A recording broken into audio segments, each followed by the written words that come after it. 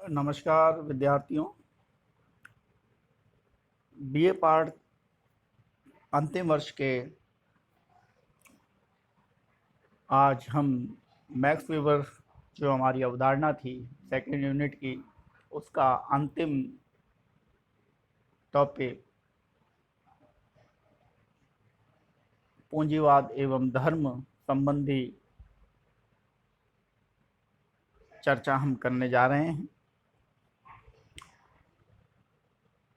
Max weber पहले मैं आपको बता चुका हूँ कि धर्म के समाजशास्त्र पर उल्लेखनीय कार्य किया और विश्व के प्रमुख 6 धर्मों का अध्ययन किया और अपने इस अध्ययन को अपनी पुस्तक the Protestant ethics and the spirit of capitalism में रखा। इस पुस्तक में आपने न केवल एक परिपक्व पद्धति शास्त्र उपागम को प्रयुक्त किया, बल्कि यह भी स्थापित किया कि सामाजिक परिवर्तन में किस प्रकार अधिसंरचना आधार संरचना को नियंत्रित एवं प्रभावित करती है। मैक्स वेबर ने पद्धति शास्त्र के रूप में आदर्श प्रारूप की अवधारणा को रखा। आदर्श प्रारूप मैक्स वेबर का किसी भी अवधारणा के संबंध में समस्त विशेषताओं का एक लेखबद्ध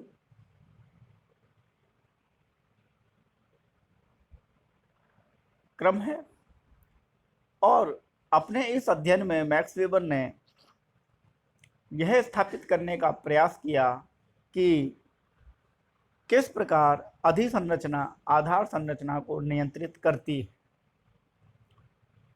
अगला जो हमारा यूनिट है उसमें हम कार्ल मार्क्स को पढ़ेंगे। कार्ल मार्क्स का यह कहना था कि आधार संरचना अधिसंरचना को निर्मित करती है। वहीं मैक्स वेबर ने कार्ल मार्क्स की इस अवधारणा को बिल्कुल उलट दिया और यह कहा कि अधिसंरचना आधार संरचना को नियंत्रित एवं निर्देशित करती है। इसी संबंध में जब मैं आपको मैक्स वेबर का जीवन चरित्र पढ़ा रहा था, तब मैंने कहा था कि रेमंड एरन ने मैक्स वेबर के लिए कहा कि वह आजीवन मार्क्स के भूत से द्वंद्व करते रहे। तो इसका आशय यह था कि मार्क्स जहां आधार संरचना के आधार पर अधिसंरचना को नियंत्रित एवं निर्देशित करने की बात कर रहा था, वहीं मैक्स वेबर अधिसंरचना के माध्यम से आधार संरचना को नियंत्रित एवं निर्देशित होना स्थापित कर रहे थे। टालकट पार्सन्स ने भी कहा कि मैक्स वेबर विश्वकोशीय चिंतक हैं और मैक्स वेबर ने मार्क्स को सर के बल खड़ा पाया और उसे पैरों के बल खड़ा किया, ऐसा भी मैक्स वेबर के लिए कहा गया। धर्म एवं पूंजीवाद की मैक्स वेबर की अवधारणा कार्ल मार्क्स के आर्थिक निर्धारणवाद के सिद्धांत को पूर्ण रूप से नकारती है और पूंजीवाद की उत्पत्ति के कारकों पर विचार करती है और इन कारकों में सांस्कृतिक मूल्यों का सामाजिक क्रियाओं के निर्धारण में महत्व स्पष्ट करती है।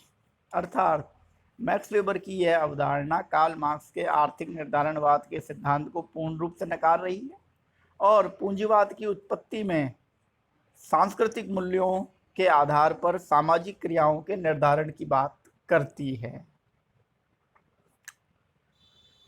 वेबर अपने इस अध्ययन में प्रोटेस्टेंट धर्म की आचार संहिता तथा पूंजीवाद की प्रकृति के 2 आदर्श प्रारूपों को निर्मित करते हैं और यह स्थापित करते हैं कि इन दोनों आदर्श प्रारूपों के मध्य का संबंध न केवल आर्थिक सफलता को अभिव्यक्त करता है, अपितु यह भी बताता है कि किस प्रकार जीवन पद्धति में गुणात्मक परिवर्तन की स्थितियां उत्पन्न होती हैं पूंजीवाद की प्रकृति के आदर्श प्रारूप की विशेषताएं मैक्स वेबर आगे बताते हैं।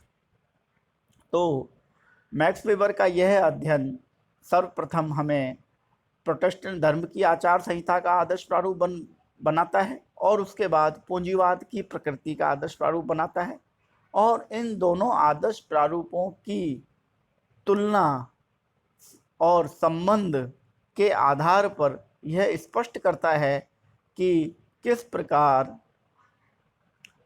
ये दोनों पूंजीवाद की प्रकृति और प्रोटेस्टेंट धर्म की आचार संहिता आर्थिक सफलता को अभिव्यक्त करते हैं, अर्थात जीवन में गुणात्मक परिवर्तन की स्थितियां उत्पन्न करते हैं।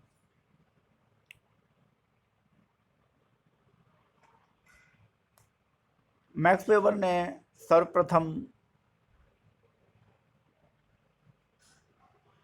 जो आदर्श प्रारूप बनाया वह था प्रोटेस्टेंट धर्म की आचार संहिता। श्रम की कार्य प्रणाली अथवा कार्य स्वयं में एक उद्देश्य होता है, यह पहला मैक्स वेबर का आदर्श प्रारूप था। दूसरा, व्यापार एवं लाभ केवल व्यक्तिगत सफलता के ही सूचक नहीं हैं, अपितु ये निजी गुणों के भी संकेतक के रूप में स्थापित हो जाते हैं।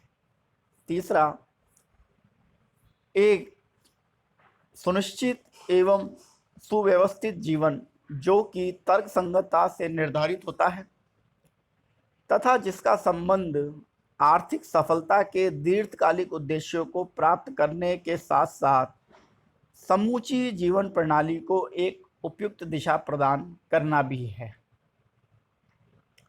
इसके अलावा जो और आदर्श प्रारूप हैं, आर्थिक सफलता की सही दिशा तात्कालिक सुख के साथ साथ भावी सुख की संतुष्टि का आधार भी बनती है। प्रतियोगिता एवं संपत्ति संबंधों पर बल जिसके आधार पर योग्यता को महत्वपूर्ण स्थान प्राप्त होता है। ब्याज एवं ऋण को महत्व ताकि वित्तीय लाभ वृद्धि एक श्रृंखलाबद्ध प्रक्रिया का भाग बने। ये जो पूंजीवाद की प्रकृति के जो आदर्श प्रारूप मैंने आपको 7 बताए, उन्हें हम पुनः एक बार चर्चा करेंगे।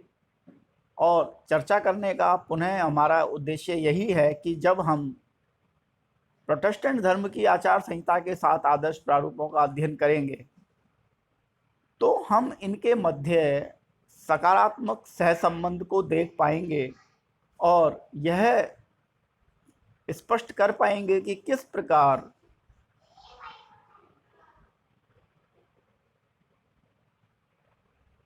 पूंजीवाद की प्रकृति ने प्रोटेस्टेंट धर्म को विकसित किया।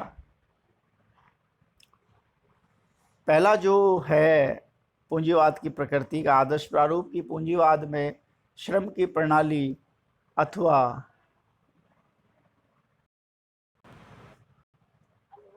हेलो, नमस्कार मैडम।